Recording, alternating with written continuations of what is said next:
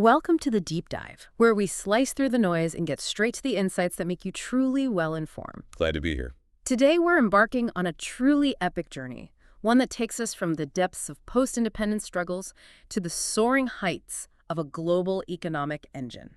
Yeah, quite a story. We're talking about India, and it's a story bursting with surprising facts and incredible resilience. Indeed. It's a story of profound transformation, and our mission today is to, well, unpack it all. Right. We'll be drawing from a rich stack of sources, everything from government economic reports, educational surveys, all the way to in-depth analyses, expert interviews, and even historical documentaries. So a really wide range. Exactly. This deep dive is designed to extract the most important nuggets of knowledge, simplify complex economic ideas using the Feynman technique. I love the Feynman technique. Me too.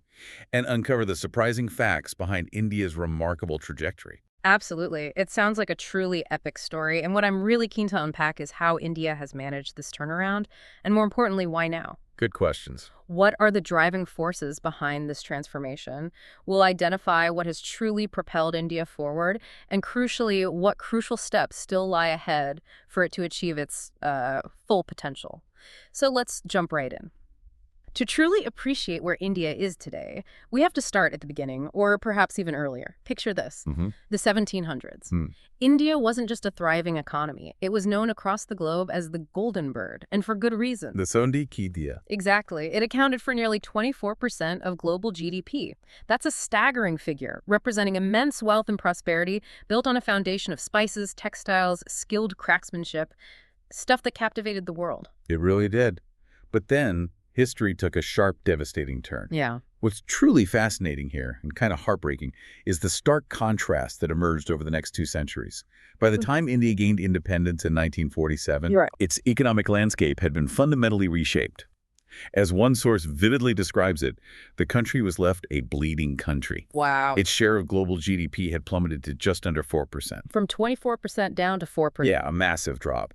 And this wasn't merely an economic downturn, it was a profound crisis of widespread scarcity that touched every aspect of life. I mean, food shortages were common, right? Oh, very common. The average life expectancy was a dismal 32 years. 32. And literacy rates hovered at a shocking 12%. It paints a picture of a nation grappling with widespread poverty and struggling just to survive its present, let alone build a future. And what followed was an understandable yet ultimately flawed attempt to rebuild.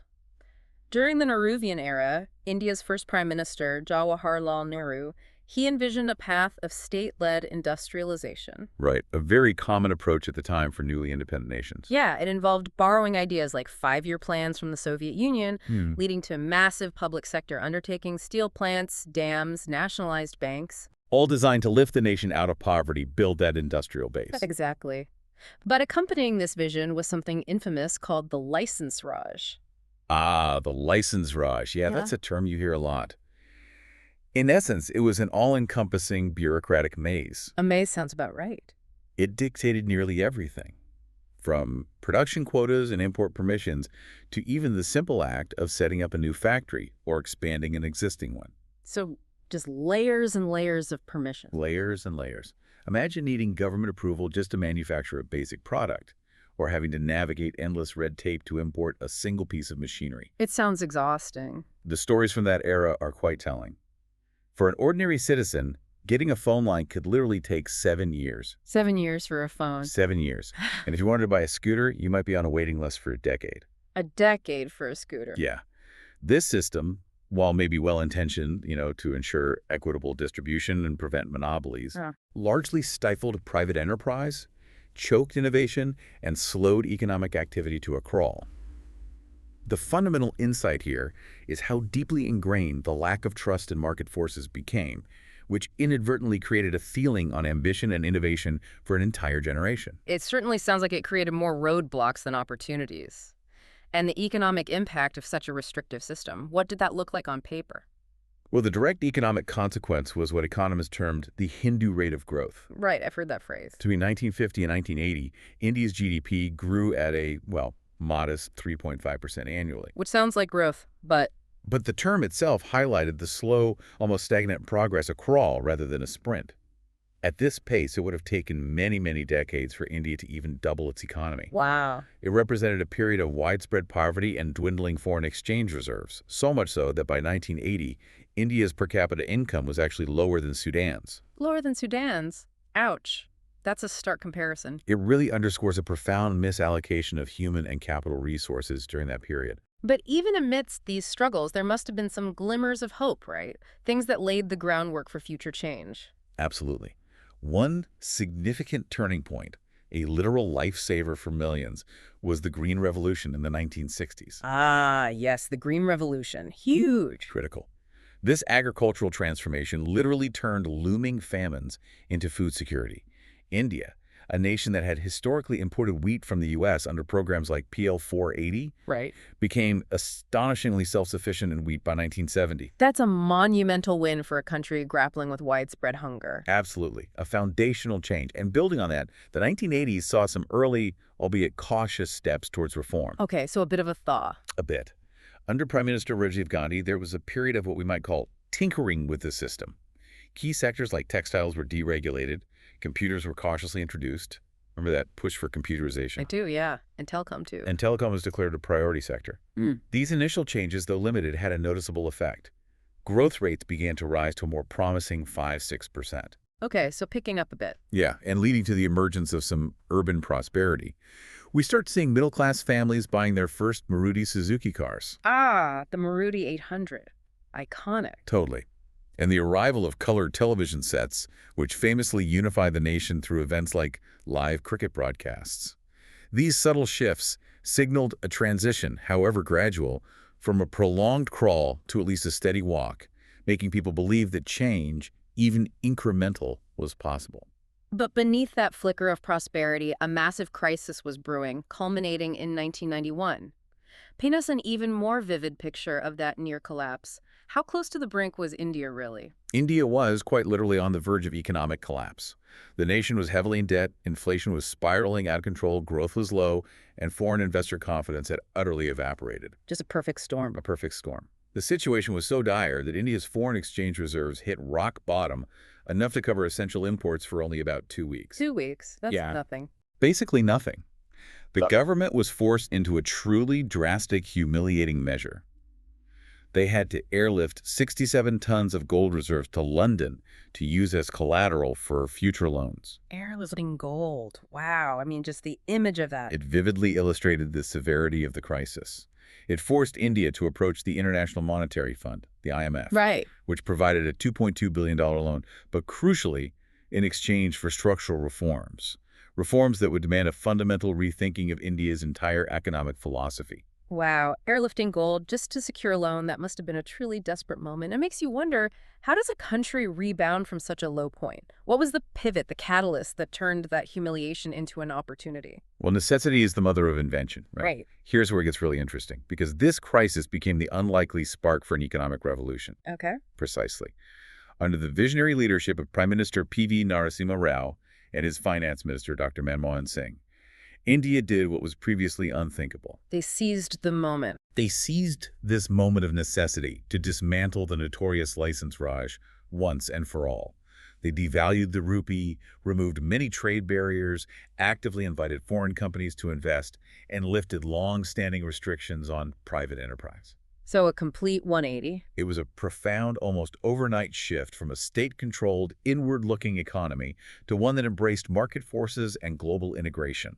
This was the true turning point, the moment India officially unleashed its economic potential, laying the foundation for the India we see today. And what a roar it was. In the first year after those reforms, GDP growth bounced to 5.5%, exports surged, and entrepreneurs finally found their wings to innovate and expand. Exactly. It genuinely sounds like the economy was unshackled, finally ready to take flight after decades of being grounded. That's a great way to put it. Now let's fast forward to India today. It's a completely different picture. We're talking about a global economic powerhouse on the rise, consistently outpacing forecasts and turning heads worldwide. It's truly a testament to the resilience you mentioned. That's right. India currently stands as the world's fastest-growing major economy. The momentum is undeniable. And the projections. By 2025, India is poised to become the world's fourth largest economy, reaching an estimated $4 trillion. 4 trillion. This means surpassing Japan and rapidly nearing Germany, which truly highlights its rapid ascent on the global stage and its growing influence in global economic affairs. Those are some impressive numbers. So what are the latest metrics telling us about this growth? The nitty-gritty. Okay, so the provisional estimates from the National Statistics Office reveal some robust figures for the financial year 2024-25. Real GDP growth has been estimated at 6.5%. Solid. And for the fourth quarter of FY 2024-25 alone, real GDP growth saw a strong 7.4% increase. Wow, accelerating. Seems like it. Nominal GDP growth for the full financial year was also healthy at 9.8%. These numbers suggest not just growth, but accelerating growth. Okay, let's unpack this a bit using the Feynman technique, because when we talk about GDP, real GDP, and nominal GDP, it can sound a bit abstract for those who aren't economists. Sure, happy to. What exactly is gross domestic product, and what's the difference between real and nominal GDP? Okay, so in simple terms, GDP, or gross domestic product, is just the total value of all goods and services produced within a country in a year. Got it. Everything made and done. Pretty much. Think of it as the grand total of everything a nation makes and provides, from a car manufactured in Chennai to a software service exported from Bangalore to the food you buy from a local market. Right. Now, when we say real GDP, it means we've adjusted that total for inflation. This is crucial because it allows us to see the true growth in the actual volume of production without it being distorted by rising prices. So it's the actual stuff growing, not just the price tags. Exactly. Nominal GDP, on the other hand, is the raw, unadjusted figure showing growth at current market prices. So real GDP gives us a clearer, more accurate picture of economic expansion and the increased capacity of the economy. Got it. That's much clearer. So where is this impressive growth coming from? Which sectors are really driving it and contributing most to this economic expansion? Looking at FY 2024-25, the top-performing sectors are quite diverse, which is a good sign, indicating a broad-based economic strengthening. Okay. Construction leads the way with an estimated growth rate of 9.4%, fueled by massive infrastructure projects you see everywhere. Yeah, lots of building going on. Following closely is public administration, defense, and other services at 8.9%, which reflects increased government spending and activity. Okay. Financial real estate and professional services also showed robust growth at 7.2%, pointing to a maturing and expanding services sector. Right. But what about the basics? Agriculture, mining. What's particularly noteworthy is the significant rebound in the primary sector, which includes agriculture, livestock, forestry and fishing, and mining and quarrying, growing at 4.4% for the full year and an impressive 5.0% in Q4. So even the foundational sectors are bouncing back strongly. Exactly. This resurgence in primary sectors, often the bedrock of many economies, is a strong positive signal. And in terms of what's fueling this growth from an expenditure perspective, what are people and the government actually spending on? Who's buying all this stuff? Good question. On the expenditure side, two key drivers stand out, reflecting both consumer confidence and strategic investment. Okay. Private consumption, or what economists call private final consumption expenditure, which is essentially all the money households like yours spend on goods and services, from food to electronics to travel. So just everyday spending. Exactly.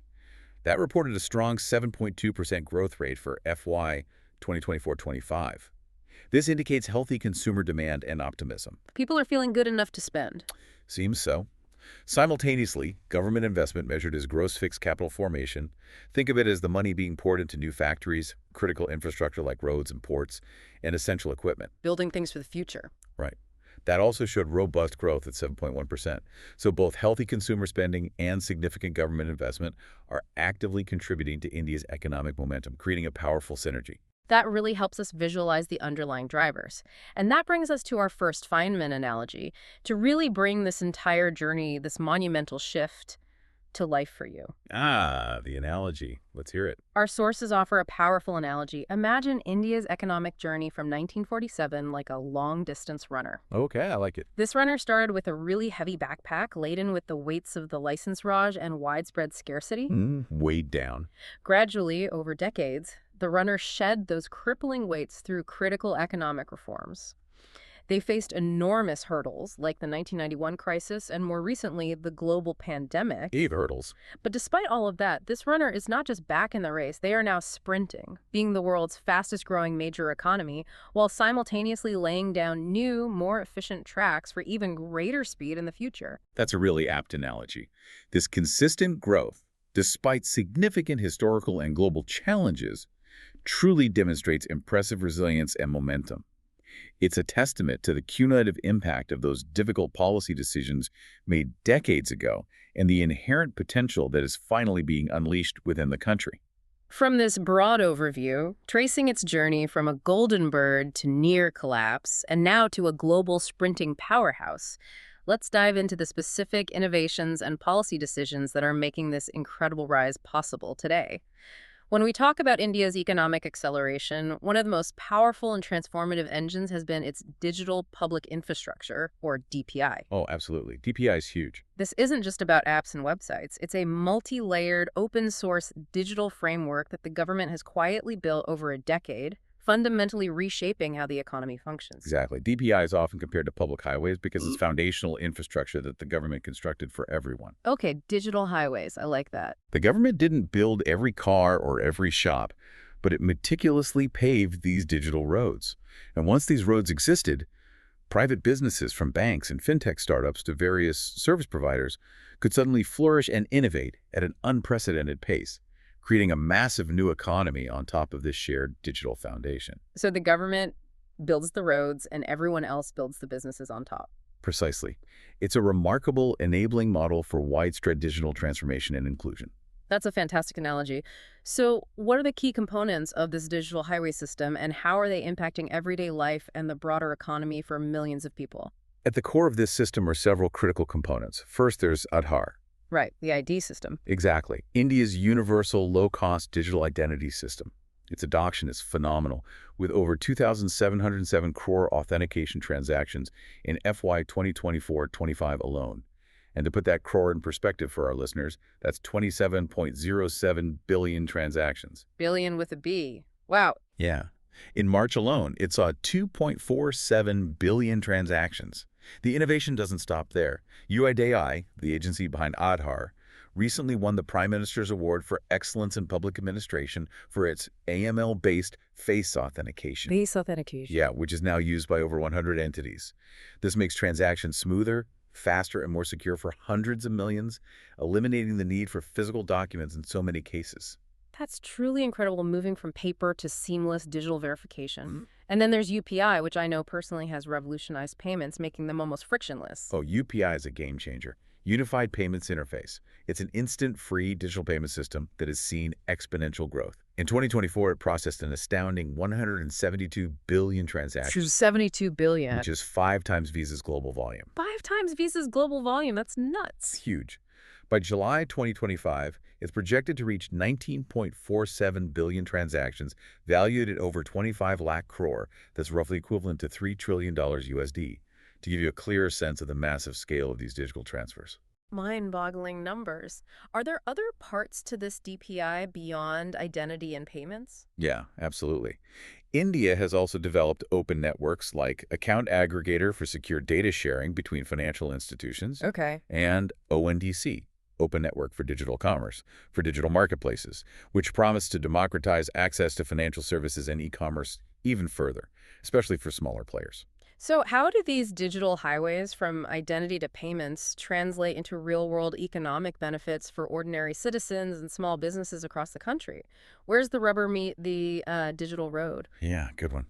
The impact is profound and widespread, touching everything from welfare distribution to business efficiency. Okay. DPI significantly reduces paperwork and the need for middlemen, leading to faster cash flows, especially for small firms that no longer have to wait days or weeks for payments. That's huge for small businesses. Massive. Crucially, it dramatically reduces leakages in welfare transfers. Instead of money getting siphoned off, direct benefit transfers ensure that aid reaches the intended beneficiaries more efficiently. So less corruption, more direct help. Exactly. For example, Aadhaar eKYC transactions, that's the electronic, Know Your Customer process exceeded 44.63 crore, or 446.3 million, in March 2025 alone. Wow. This directly boosts the ease of doing business across various sectors, from banking to financial services. For a small farmer, this could mean receiving government subsidies directly into their bank account within hours, instead of waiting for months or dealing with corrupt intermediaries.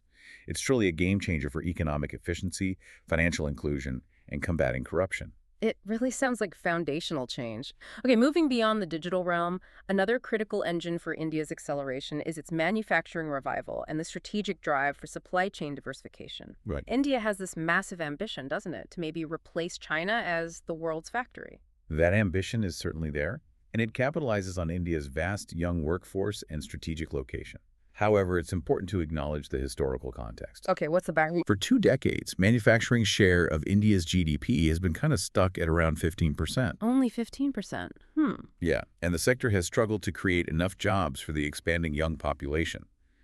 This stagnation has largely been attributed to a tough business climate characterized by complex regulations, restrictive labor laws, and significant red tape, a lingering shadow of that license Raj mindset that made doing business incredibly challenging. So, despite those historical hurdles, what kind of momentum are we seeing now? Are there any selective successes that show this ambition is starting to bear fruit, even if it's early days? There are indeed selective successes that point to a potential breakthrough. Electronics as a wedge is a key strategy here. Electronics as a wedge, explain that. So the idea is to use electronics manufacturing as a starting point to build broader industrial capacity. Incentive programs like production-linked incentives, PLI, have successfully nudged global players, notably Apple. Right, iPhones made in India. Exactly. To not only assemble iPhones in India, but also to increasingly localize component production within the country. This signals a positive shift from mere assembly to deeper manufacturing. Okay, so building the ecosystem around it. Precisely. To put it into an analogy that our sources use, imagine electronics manufacturing like a coral reef. A coral reef, okay. A single coral head, such as smartphone production, attracts diverse fish in this case, a whole ecosystem of suppliers, component manufacturers, and tooling companies. Over time, this forms a resilient and diverse industrial cluster with positive spillovers to other product lines like wearables, servers, and even EV subsystems, creating a robust, self-sustaining manufacturing base. That analogy makes it very clear how a single success can build an entire ecosystem. But are there any challenges or cautions around these investments? It can't all be smooth sailing, surely. Absolutely, it's not without its complexities. Analysts caution that such investments can be fragile. For instance, a significant U.S.-China trade reset or a change in global economic priorities could potentially derail some of India's ambitions. Right, things can change fast globally. Exactly. We saw Tesla, after initial consideration, reportedly lose interest in Indian manufacturing, which is an example of how quickly plans can shift. Yeah, that was a big story. Experts also point out that while India is actively negotiating trade deals with Western countries, some of these have been, well, adverse, according to some analyses. Adverse. How so? Imports into India have sometimes grown more than its exports, largely due to a technological gap and a lack of competitive indigenous manufacturing in certain advanced components. So the deals open doors, but maybe India isn't quite ready to walk through all of them competitively yet. That seems to be the argument. It indicates that while the intent for trade is there, the competitive edge for Indian exports in these agreements still needs strengthening. This raises an important question for us to ponder, a real knowledge gap here. How can India effectively address the tough business climate and red tape, not just through incentives, but fundamental systemic changes to attract and retain more manufacturing investments beyond these selective successes, and significantly increase manufacturing's share of GDP in a sustainable way? That's the multi-trillion-dollar question, isn't it? Yeah. Because sustained growth in manufacturing is absolutely key for jobs and broad prosperity. Definitely. Now, moving from the factory floor to the final frontier, India's unleashed space sector is another truly fascinating engine of acceleration. It's no longer just about rockets, it's about applications that touch everyday life. Yeah, the space sector transformation is really quite remarkable. What's truly fascinating here is the significant policy reform in 2020 that dramatically opened India's space sector to non-governmental entities, or NGEs, essentially private players. So private companies jumping into space in India. Exactly. This led to the establishment of InSpace, the Indian National Space Promotion and Authorization Center, designed specifically to bridge the National Space Agency ISRO with over 200 new space startups that have since emerged, creating a dynamic new ecosystem. Over 200 space startups. Wow. So ISRO's role is evolving then? They're not doing everything anymore. Precisely. ISRO, as the National Space Agency, is now primarily focused on advanced strategic research and development, ambitious human spaceflight missions, like Gagnon, Right. and the critical task of transferring its mature technologies to the industry for commercial exploitation. This strategic shift allows startups to take the lead in commercial innovation and service delivery, creating a more agile and competitive space economy. It's a smart move to leverage private sector dynamism. Makes sense. And what kind of incredible innovation are these startups bringing to the table? Give us some specific, mind-blowing examples. Okay, prepare to be amazed. We're seeing incredible breakthroughs that sound like something out of a sci-fi novel. Love it. For instance, Agnical Cosmos successfully launched the world's first 3D printed rocket, Agniban. A 3D printed rocket. Yeah, which boasts a single-piece 3D printed engine and was launched from a private launch pad. This innovation significantly reduces launch costs and manufacturing time, making space access far more affordable. Game changer for costs. Absolutely. Then there's Bellatrix Aerospace, working on next-generation propulsion systems, including green alternative fuels like Rudra, and an ambitious water-powered electric propulsion system called JAWL. Water-powered rockets. Potentially for in-space propulsion, yeah. Their audacious vision even includes using the moon as a launch pad for deep space missions by leveraging lunar water as a readily available fuel source. Okay, now you're really blowing my mind. Moon as a gas station. Pretty much. That sounds like science fiction rapidly becoming reality. What about making space more accessible, bringing down the cost barriers for just getting stuff up there? Yeah, like, can smaller companies afford to launch satellites now? That's the goal. Skyroot Aerospace aims to make space travel well. Payload delivery initially as affordable and routine as booking a flight, with their Vikram series rockets designed specifically for cost-efficient payload delivery to low Earth orbit. They're making frequent, reliable access a reality. So democratizing space access. Exactly. Beyond launches, there's even talk of space manufacturing. The microgravity environment in space offers unique opportunities for creating specialized materials and products impossible to create on Earth. Like what? Things like potentially 3D printed organs without gravity-induced defects, advanced pharmaceuticals with pure crystalline structures, and ultra-high performance optical fibers for next-gen communication. Still early days, but the potential is there. But the real game changer seems to be how these space innovations are bringing tangible benefits back to Earth, impacting sectors like agriculture. That sounds incredibly practical. Absolutely. Think about agricultural intelligence, a huge area for India, given how much of the population depends on it. Right. Indian startups like Pixel are launching advanced hyperspectral imaging satellites that act as a health monitor for the planet. Hyperspectral. What's that? So instead of just seeing red, green, blue like our eyes, these satellites capture over 100 wavelengths of light far beyond human vision. Okay. And what does that let them see?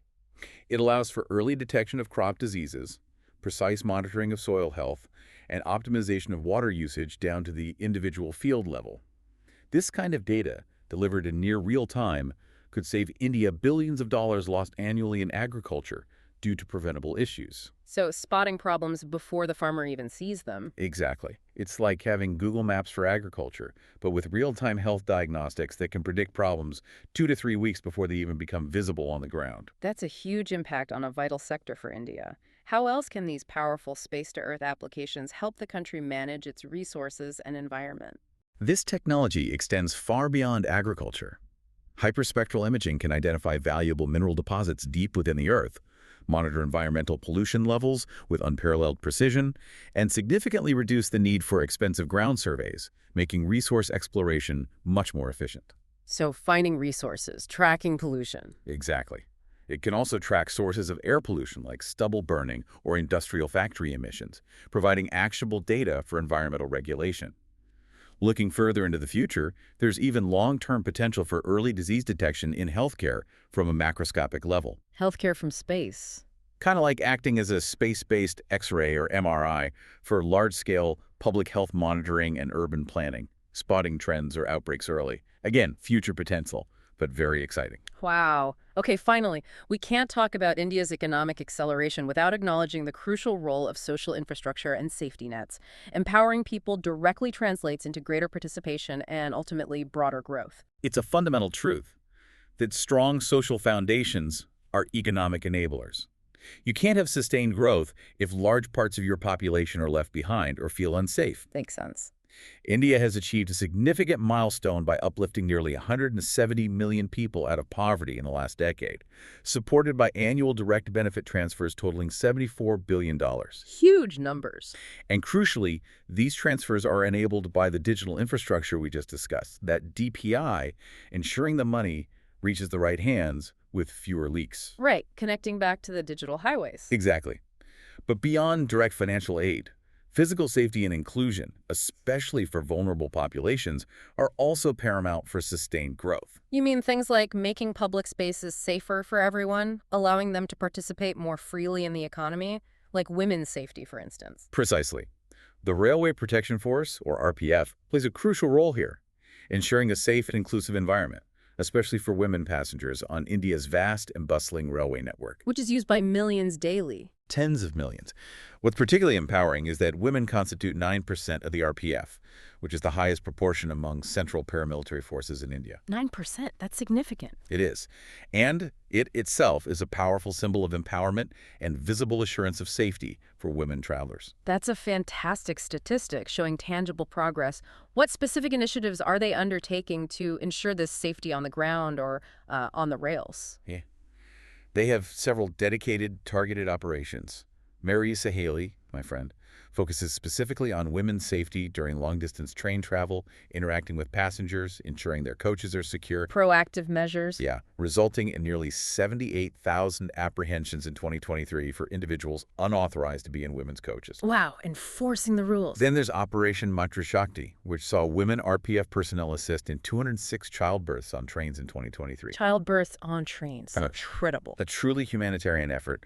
They also run Operation AA Hat, focused on anti-human trafficking, rescuing over 1,000 victims in 2023. Tackling serious crime. And Operation Nanfershti, Little Angels, saving nearly 4,000 vulnerable girls from various forms of exploitation or dangerous situations. Plus, Operation Dignity, rescuing almost 3,500 adults and distressed runaways, abandoned individuals, those needing urgent medical aid. These aren't just policing, they're critical social support functions. Exactly. These are real-world impacts protecting individuals who might otherwise fall through the cracks. So what's the Feynman connection here? Let's simplify it. How do these social safety nets and security measures directly impact economic growth beyond simply being humanitarian efforts? Okay, the connection is direct and profound. These social safety nets and robust security measures are not just acts of compassion. They are fundamental building blocks for robust economic growth. How so? A safer society, especially one where women feel secure and empowered to travel, work, and engage in public life, directly ensures greater participation in the workforce. Right. If you feel safe, you're more likely to go out, get a job, travel for education. Precisely. When individuals feel secure, they are more productive, they can access opportunities more readily, and they contribute more actively to the economy, increasing overall productivity and well-being. It broadens the pool of human capital that can actively contribute to the economy, rather than being held back by fear or vulnerability. It's an economic multiplier. Makes perfect sense. Having explored these powerful engines from digital highways to space-age innovations and strengthening social safety nets, it's clear India's economic machinery is truly revving up. But like any complex journey, there are still significant opportunities ahead and indeed some crucial hurdles that need to be cleared. As India continues its impressive ascent, it's crucial for us to distinguish between two distinct but often conflated goals: achieving economic size versus achieving broad prosperity. Yes, this is a critical distinction. They sound similar, but they're fundamentally different, aren't they? They really are. It's something policymakers are constantly grappling with. Economic size means becoming one of the world's largest economies in terms of absolute GDP. Like getting into the top 5, top 3? Exactly. India is highly likely to achieve this in the coming years, potentially reaching top 3 global GDP by the 2030s. But broad prosperity, however, is a much more comprehensive goal. Okay, define that for us. It entails high income per person, widespread availability of good, high-quality jobs for everyone, strong human capital, meaning education and health across the population, and deep technological capabilities that permeate all levels of society. So not just a big economy, but one where everyone benefits. Precisely. This is a multi-decade endeavor requiring sustained, consistent, and often difficult policy execution, extending far beyond simply achieving a high GDP ranking. Size doesn't automatically equal prosperity for all. So if broad prosperity is the ultimate goal, a truly well-off nation, what's the blueprint for getting there? Our sources propose a powerful yet simple mental model for understanding this complex process of growth. Yes, it's a very useful framework to visualize the interconnectedness of economic progress. Imagine economic growth as a vehicle moving forward. Okay, a growth vehicle. Right. The engine of this vehicle is investment coupled with productivity. Getting more bang for your buck. Exactly. And as we discussed, this is significantly amplified by those digital rails India has built. This is about efficiently using capital and labor to produce more. Makes sense. What's next? The transmission is firm formation and export competitiveness, essentially. How easily new businesses can start, grow, and how effectively they can compete globally, both in services and manufactured goods. So turning the engine power into actual movement. Right. This is about converting investment into actual economic activity. Then you have the wheels. Okay, wheels. The wheels are human capital and urbanization, meaning developing a skilled, educated workforce and effectively moving people from less productive work, like subsistence agriculture, to more productive, formal jobs in dynamic cities and industries. People, power, and where they work. Exactly. And finally, the fuel that keeps it all going consistently is macroeconomic stability and policy continuity. Keeping the tank full and the engine running smoothly. Perfect. Ensuring low inflation, stable currency, and predictable long-term government policies that businesses can rely on. So engine, transmission, wheels, fuel. The model clearly illustrates that if any part of this vehicle, the engine sputters, the transmission slips, or the wheels can't grip, overall growth will inevitably slow down. This highlights the interconnectedness and inherent fragility of economic progress, where all parts must function efficiently and in harmony. That really helps visualize the complexities and interdependencies. It's not just one thing. Now let's talk about India's position on the global economic chessboard. It seems India has strategically benefited from current geopolitics, particularly the ongoing shifts in global supply chains. What's truly fascinating here is how India has skillfully positioned itself as a beneficiary of the ongoing geopolitical climate, particularly the trade tensions and decoupling, or maybe de-risking is a better term, between the U.S. and China. Right, the China plus one strategy. Exactly. Many global businesses are looking to de-risk their reliance on a single major manufacturing hub, and India is emerging as a compelling potential alternative for supply chain diversification. This is a significant window of opportunity for India to attract foreign direct investment and boost its manufacturing base. But are these opportunities without their own set of challenges? What about recent trade deals? Are they always a win-win for India, as we touched on earlier? Yeah, our sources present a cautious perspective here. Experts argue that some recent trade deals with Western countries have actually been adverse to India in the short term. Remind us why. Because imports into India have grown more than its exports, largely due to a technological gap in key manufacturing sectors where India still lags. So they're buying more than they're selling under these deals, for now. In some specific areas, yes. This indicates that while the intent for trade is there, the competitive edge for Indian exports in these agreements still needs strengthening, and India needs to rapidly build its capacity in advanced manufacturing to truly benefit from that market access. And beyond trade deals, what are the biggest external risks India faces in this increasingly interconnected and volatile global economy, things outside its direct control? The biggest pitfall for India, especially as it leans into manufacturing and exports, is a significant slowdown in global trade volumes. If the world stops buying as much stuff. Exactly. This is a real possibility given the current geopolitical climate and protectionist tendencies, and it could directly hurt India's growing manufacturing and export ambitions. Additionally, global commodity factors, Like oil prices. like OPEC plus oil production decisions, absolutely. Or climate change's impact on agricultural commodities, for example. Coffee prices have doubled in the last year and are still 3 times pre-pandemic levels despite recent drops. These swings can create substantial headwinds for an open economy like India, impacting inflation, the import bill, and consumer spending. These are largely external forces, but their impact on India's domestic economy can be very significant. It's clear that global forces play a big role. But India also faces significant domestic challenges, which some sources provocatively frame as a democracy dilemma when it comes to rapid economic development. Let's start with the fundamental problem of jobs and skills. This is a crucial foundational point. While India boasts an enormous youthful workforce, with nearly 50% of its population under 30, the famous demographic dividend, Right. this is only an asset if education and training genuinely match the jobs available in the modern economy. The skills gap. Exactly. Unfortunately, many students still struggle with foundational math and reading, which are basic building blocks for any skilled work. You see this in various education reports, and firms frequently report significant skill gaps among new hires, even graduates. So degrees, but not necessarily the right skills. Sometimes, yes. Furthermore, while the service sector think IT and global capability centers is thriving, it may not generate mass employment at the scale India needs in the future, particularly with the accelerating rise of AI potentially automating some service jobs. Right. AI is a big question mark. It is. This necessitates a much deeper focus on manufacturing and construction, with steady productivity gains to absorb millions of new entrants into the workforce each year.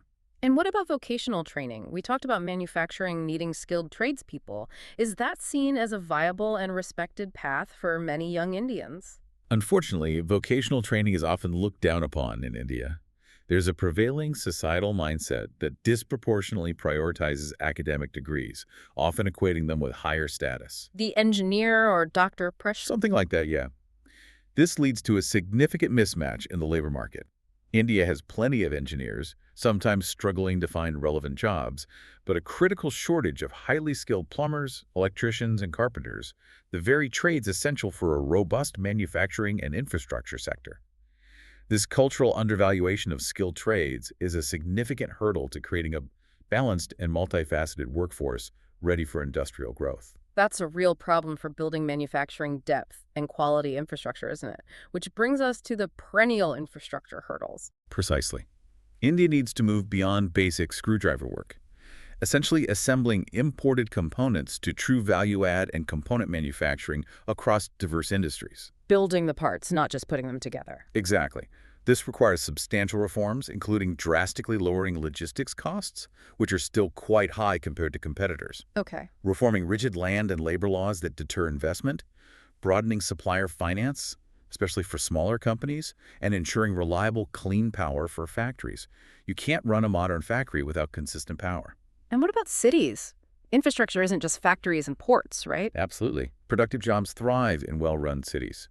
Yet India struggles with providing adequate transit, housing, sanitation, and power at speed and scale for its rapidly urbanizing population.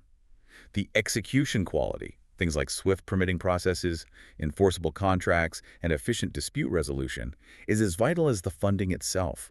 Without these, even well-funded projects get stalled or become inefficient. You mentioned land acquisition as a major bottleneck. Can you give us a concrete example of how this plays out in its massive scale? Sure. The Mumbai-Ahmedabad bullet train project is a prime example of this systemic issue. Ah, yes, the bullet train. Approved way back in 2015, it remains incomplete years later due to persistent legal battles over land acquisition and farmer compensation. This isn't an isolated incident.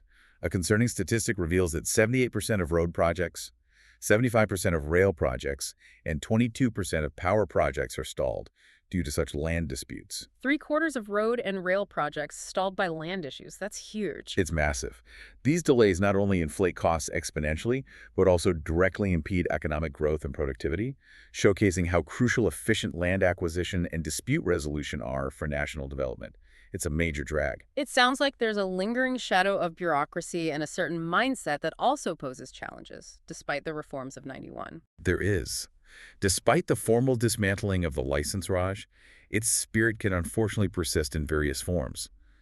Maybe not licenses, but complex regulations, unclear rules, opportunities for corruption, and an environment where starting and running a business can still be daunting, especially for smaller players. The ease of doing business challenges. Exactly. Historically, there's also been a tendency among some to view large businesses with suspicion as potential crony capitalists rather than essential wealth creators and job providers. Really? Even successful ones? Sometimes. We've seen vivid examples of this, such as the pushback against Ratan Tata's plans for a nanocar plant in West Bengal years ago, which was ultimately scrapped, a lost opportunity for industrial development and jobs there. I remember that. Or more recently, the Wistron iPhone plant riot in 2020 by thousands of workers due to wage disputes and poor communication. which sent a chilling signal to foreign investors about labor stability and management practices. Right, not a good look. This kind of environment, unfortunately, discourages entrepreneurship and investment, sadly leading many talented young Indians to seek opportunities abroad rather than building within their own country. The brain drain issue. Now, this brings us to a rather provocative viewpoint raised in some of our sources. The argument that democracy itself, with its focus on popular elections and short-term political cycles, can sometimes impede rapid, long-term development. It's dubbed the democracy dilemma. Yeah, this is a contentious point, but it's out there in the discourse. This perspective suggests that the highly competitive nature of elections in a vibrant democracy often leads political parties to offer freebies. Promises of free electricity, laptops, gas cylinders, sometimes even things like foreign education based on caste. Stuff to win votes quickly. Right, and extensive subsidies to win votes. These freebies consume a significant portion of the central budget, around 26% according to some estimates. Over a quarter of the budget. Wow. Which some argue incentivizes a focus on immediate gratification and short-term electoral gains over sustainable, long-term economic development and structural reforms that might be unpopular initially, but necessary for future growth. Like maybe investing in infrastructure versus giving away free electricity right now? That's the kind of trade-off they're talking about. And what about accountability within the democratic system? Are there concerns there too, according to these sources? Yes, our sources highlight some concerning statistics, Wow. such as 46% of Indian members of parliament having serious criminal cases against them. Nearly half. According to these figures, yes. Yeah. Which certainly raises questions about governance quality and accountability within the democratic framework. They even draw a comparison, controversially, to China's authoritarian system. Okay, how do they frame that comparison? Despite its undeniable ethical implications, the sources mention things like the Uyghur camps, forced evictions for the Olympics, and a severe lack of personal freedoms. They argue China's system allows for swift, often controversial decisions. Like building infrastructure rapidly. Exactly. Examples given include the rapid establishment of special economic zones, the hukou system for controlling labor movement, and consistent long-term policy execution that can drive rapid infrastructural and industrial growth. So speed and consistency, but at a high human cost. Right. The argument made in these sources is that China's dictatorship allows for quick, sometimes unpopular decisions for national growth without significant public dissent slowing things down, whereas in India, even arguably less controversial policies like the Citizenship Amendment Act, CAA, can lead to widespread and prolonged protests that stall implementation. So the core tension explored is the speed and efficiency of development versus democratic rights and processes. Exactly. It's a really complex debate with no easy answers, framed as this potential democracy dilemma for development speed. This presents a fascinating and complex tension between democratic processes and development speed. And it naturally leads us to our next critical knowledge gap. How can India foster a policy environment that effectively balances democratic accountability and the essential need for long-term consistent economic reforms? Specifically, how can it overcome entrenched bureaucratic hurdles and chronic land acquisition challenges without undermining its democratic values? That's a fundamental question for India's future trajectory. It's the tightrope walk, isn't it? It really is. These internal dynamics certainly paint a complex picture. But despite these hurdles, India also possesses significant untapped potential that could reshape its future for decades to come. So if India continues on this trajectory, building on its strengths and addressing these significant challenges, what does being a superpower truly look like for the nation? It's clearly more than just absolute GDP, isn't it, as you said? Absolutely. We have to keep emphasizing that. The term superpower for India is not merely about achieving economic size. It's about a multifaceted set of capabilities and, most importantly, broad-based prosperity across its entire population. Right. The journey is envisioned in stages reflecting different levels of economic maturity and global influence. By the 2030s, the vision is ambitious but plausible. To be a top 3 global GDP economy with a massive, thriving domestic market. Okay, economic heavyweight status. Right. This means prominent global hubs in critical sectors like electronics, pharmaceuticals, chemicals, and IT-enabled services. It also includes establishing a globally competitive niche in cutting-edge space technology, moving beyond simply launching satellites to developing advanced space infrastructure and applications. And looking further out towards the 2040s and beyond, what does that deeper capability and widespread prosperity truly look like? What are the benchmarks we should be looking for? By the 2040s, the focus shifts significantly to capability and depth. We're talking about a country with significantly rising R&D intensity, pouring more resources into innovation and scientific discovery. More homegrown innovation. Exactly. It means stronger, world-class universities that are centers of excellence, attracting global talent and driving research. Crucially, it means deep supplier networks across diverse industries, moving away from reliance on imported components and building a robust indigenous manufacturing ecosystem. Real self-reliance in key areas. Yes, advanced manufacturing capabilities in critical areas like chips, batteries, and machine tools become essential.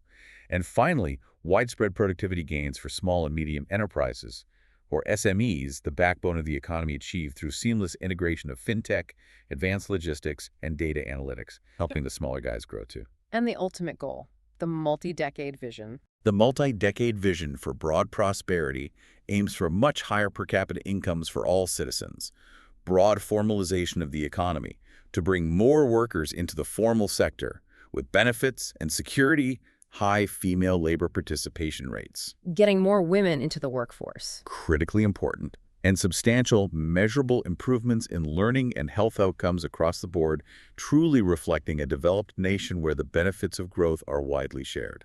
These are incredibly ambitious goals that would transform the lives of hundreds of millions. What are the critical pathways for India to achieve this sustained growth and, crucially, that broad prosperity? What needs to happen? One of India's most significant advantages, often called its ACE card, is its youthful population. Nearly 50% of India's population is under 30. The demographic dividend we mentioned. Exactly. The pathway to sustained growth, what some call India's second freedom story, lies in effectively educating, employing, and empowering this vast youth population. A second freedom story. Explain that. The idea is to transform the ambition of many talented young Indians who currently feel they need to leave the country for the best opportunities the brain drained into a powerful drive to build their own country, fostering innovation and entrepreneurship at home. It's about channeling that demographic dividend into productive economic power right there in India. That's a powerful idea. And we've talked about manufacturing before, but how crucial is rebalancing the economy towards a much more robust manufacturing sector, and importantly, valuing vocational skills more? It's absolutely vital. It's one of the biggest structural challenges. India historically made a unique leap, going from a primarily agricultural economy directly to a services-led one, largely bypassing the development of a robust manufacturing sector that many other developed nations built over decades. Skipped a step, in a way. Kind of. Today, agriculture still engages about 60% of the population, but contributes only 16% to GDP, a massive imbalance in productivity. This needs a major shift. Why can't services just keep growing? The service sector alone, especially with the accelerating rise of AI, probably cannot generate sufficient mass employment for the millions entering the workforce each year. Therefore, India must refocus on manufacturing, which currently accounts for only about 14% of GDP, to create the necessary scale of jobs. And the vocational skills part. This also means a crucial mindset shift, as we discussed. We must elevate the status of vocational training, recognizing skilled trades as fundamental and vital for economic development, rather than a second-class option. We need to celebrate the plumber, the electrician, the welder, just as much as the software engineer. They're all essential. India also has some truly unique advantages that could be leveraged further on the global stage, particularly its English language proficiency and its incredibly rich cultural heritage. Absolutely. What's fascinating here is that India is home to the world's largest English-speaking population, surpassing even the United States, depending on how you count. Really? More than the U.S.? By some metrics of people who speak English as a second or third language, yes. This advantage should extend far beyond just call centers. India could become a global provider of high-quality English education and a hub for international business communication. Imagine its potential as a global center for English language learning worldwide. Untapped potential there, and culture. Beyond language, India's incredibly rich regional languages, its vast heritage of ancient forts, diverse history, incredible cuisine, and unparalleled art represent an almost untapped tourism potential. Tourism could be much bigger. Much bigger. Promoting this requires strategic rebranding, better infrastructure around tourist sites, and better preservation of its countless monuments and cultural sites to attract global visitors, truly showcasing its incredible diversity and depth. Finally, how does India navigate strategic global engagement and leverage its unique position in the world to its maximum advantage in the coming decades? It's about positioning itself smartly and confidently on the global stage. While China's dictatorial strengths, such as rapid development, are evident, as we discussed, they also present significant weaknesses, Like, particularly conflicts with neighbors, human rights concerns, and a resulting lack of trust from the international community and many businesses. This leads many businesses to actively diversify away from China. The China plus one, or de-risking trend we mentioned, looking towards countries like Vietnam, Thailand, Mexico, and potentially India. so India needs to be ready to catch that ball. Exactly. India must position itself effectively to attract these opportunities by continuously improving its business climate, ensuring policy predictability, and highlighting its democratic values as a stable alternative. And space plays a role in this global positioning, too. Definitely. In the space sector, India's signing of the Artemis Accords, aligning with the U.S. and other partners on principles for space exploration, highlights a commitment to international cooperation in space. This builds trusts and partnerships. And there's the long-term vision of establishing Indian bases on the Moon and potentially Mars for future deep space missions. This combination of economic positioning and strategic space diplomacy paints a robust future on the world stage. Here's where it all comes together. The journey from scarcity to superpower, as we've seen, is not a finish line, but a dynamic set of evolving capacities. That's a great way to put it. India has brilliantly built the digital rails and is selectively attracting factories. The next decade is about converting that sheer scale into advanced skills, transforming basic assembly into deep manufacturing capability, and expanding scientific space missions into widespread, tangible, earthly markets and benefits. It really is an ongoing, fascinating experiment in nation building, playing out on a massive scale. And that leads us to a provocative thought for you, the listener. India's path from scarcity to superpower isn't just an economic story. It's a profound testament to resilience and an ongoing, ambitious experiment in how a democratic nation with immense diversity can harness its potential. It truly is. The critical question for the next generation is this: are we, as a collective society, truly ready to make the necessary, sometimes unpopular, long-term structural changes needed to ensure broad prosperity for everyone? Or will the allure of short-term gains and political expediency continue to slow the race to truly transform India for all its citizens?